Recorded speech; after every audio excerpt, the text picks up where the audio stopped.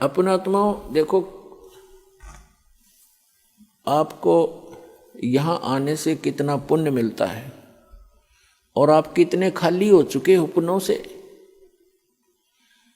आशीर्वाद दिया जाता है, आशीर्वाद आपको एक एक्स्ट्रा ऐड होती है उस गॉड की, उसके गुरु रूप में रिप्रेजेंटेटिव के माध्यम से वो आपको एक्स्ट्रा राहत दी जाती है, ताकि आप फिर अपने आप भक्ति साधना करके अपने पैरों पर खड़े हो, खुद साधना करो। ये समझ लो आपको सब्सिडी है गवर्नमेंट की तरफ से। जैसे गवर्नमेंट कई जगह 80% सब्सिडी दे देती है। 1 लाख रुपया लोन ले लिया, काम करो भाई अपना, 80% सब्सिडी यानी माफ कर दी, 20% रह गया। और जो नालायक उसने भी नहीं दे सकता तो वो करता नहीं व्यवसाय, वो बकवास कर रहा है। तो इस प्रकार आपको यहाँ आने से जो आशीर्वाद दिया जाता है, तो ये तो समझो आपको सब्सिडी दी जाता है ना, आपको ये तो फ्री में दे दिया। फिर आपने साधना करनी पड़ेगी, वो फिर साथ में मंत्र मजदूरी दी जाती है कि अपनी कमाई करो, अपने भर लो, फिर से बैंक बैलेंस बनाओ भक्ति का जो आप खाली कर चुके हो।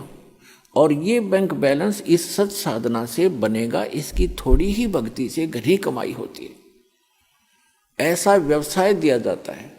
जैसे एक मजदूर सारा दिन में 150-200 रुपये प्राप्त करता है, सारा दिन कस्सी बजाता है, और एक ऐसा व्यवसाय कर रहा है जो प्रतिदिन 1 लाख रुपए का गल्ला इकट्ठा उठाता है। तो दोनों ही मनुष्य हैं, दोनों ही कर्म कर रहे हैं, लेकिन वो कितना लाभ उठा रहा है और उसके पास कितना है।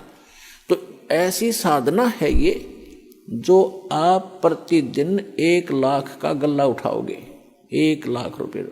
ये तो एक एग्जाम्पल है। ये ऐसी साधना आपको दी जाएगी, पूरे विश्व के प्राणी भी इससे ऐसे ही लाभ प्राप्त कर सकते हैं, पूरे विश्व के।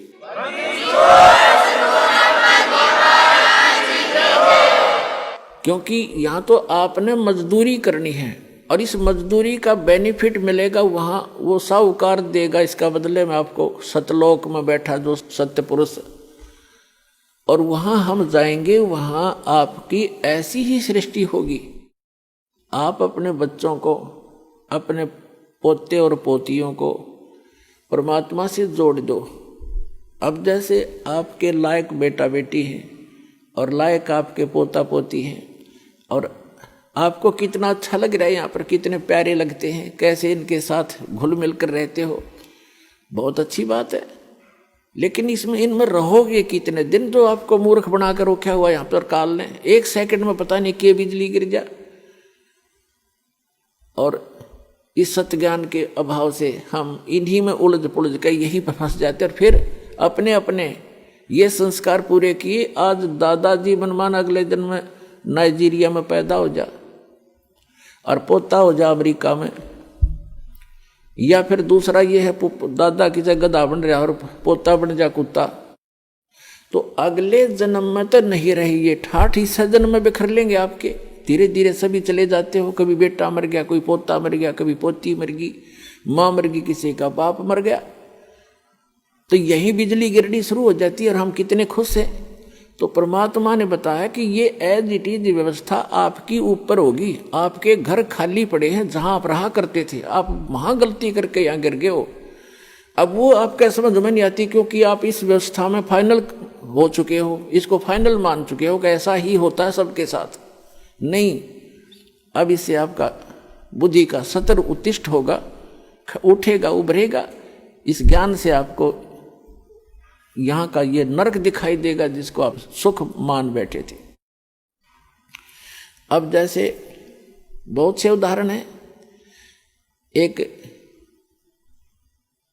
ये पोलैंड देश का एक पूरा का पूरा कैबिनेट माने मंत्रिमंडल, यानी जिसमें 95 मंत्री प्रधानमंत्री थे, और सारे के सारे जहाज में बैठ के किसी का शोक व्यक्त करने जाते, किसी की मृत्यु के ऊपर, और उनका वो जहाज दुर्घटनाग्रस्त हो गया, वो सारे के सारे मर गए। एक ही सेकंड में। अब ये 2 साल पहले की बात है, सन 2011 में। तो पुण्यात्माओं, परमात्मा कहते हैं इस झूठे सुख को सुख है ये मान रहा मनमोद, ये सकल जबीना काल का, ये काल का आहार है सारा, और कुछ मुख में कुछ गोद।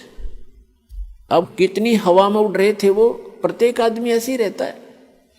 एक छोटा सा व्यवसाय करने वाला ही फूला नहीं समाता, वो तो प्रधानमंत्री स्तर, मंत्री स्तर के आदमी थे, तो उनकी कितनी इच्छाएं थी, ये कर देंगे, वापस आएंगे, ऐसा करेंगे, वैसा करेंगे। अब खाक करेंगे। अब कोई बिल्ली बनकर घूम रहा, कोई कुत्ता बनकर घूम रहा होगा, कोई गधा बन गया होगा, कोई कितना और दुर्गति में गंदी नाली का कीड़ा बनेंगे। तो अभी तक हमें पता नहीं था कि इसका कोई विकल्प है, कोई अल्टरनेट है। अब अल्टरनेट है, गारंटीड है, गॉड गिवन है। इस दास के पास प्राप्त है, कल्याण करा लो, और नहीं तो इसमें विवेचन करो।